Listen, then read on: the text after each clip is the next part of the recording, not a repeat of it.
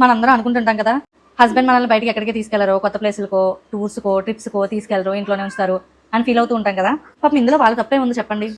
వాళ్ళకి మాత్రం తీసుకెళ్లాలని ఉండదా, కానీ బయట క్లైమేట్ సహకరించదు అంతే.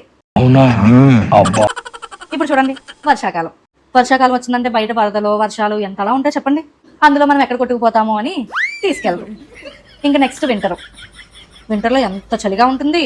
పొద్దున్నే లేచి క్యారేజీలు పెట్టి పిల్లల్ని స్కూల్కి పంపిస్తే ఎంత చలి ఉంటుందో అంతకంటే ఎక్కువ చలి ఉంటుంది బయట. దానివల్ల జలుబులు దగ్గులు జ్వరాలు వస్తే మన ఆరోగ్యమే కదా పాడయ్యేది. అందుకే బయటికి తీసుకెళ్ళరు.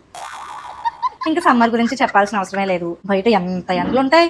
కిచెన్లో వేడిలో నుంచొని చెమటలు కాచుకుంటూ వంట చేస్తే ఎంత వేడి ఉంటుందో అంతే ఉంటుందో అనుకుంటున్నారా ఏంటి? ఇంకా ఎక్కువ వేడిగా ఉంటుంది బయట. ఆ ఎండలకి వేడికి మన స్కిన్ ట్యాన్ అయిపోదు. అందుకే సమ్మర్లో కూడా బయటికి తీసుకోవాలి. మన మీద ఎంత ప్రేమ ఉంటే మన గురించి ఇంత అలా ఆలోచిస్తారు చెప్పండి హస్బెండ్స్. ఇంకా అంతా బాగుంది, క్లైమేట్ అంతా సెట్ అయింది అనుకునే టైంకి పాపం చేతిలో డబ్బులు ఉండవు.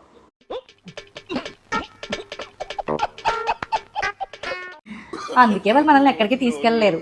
వాళ్ళకి తీసుకెళ్లాలని లేక కాదు, క్లైమేట్ సహకరించదు.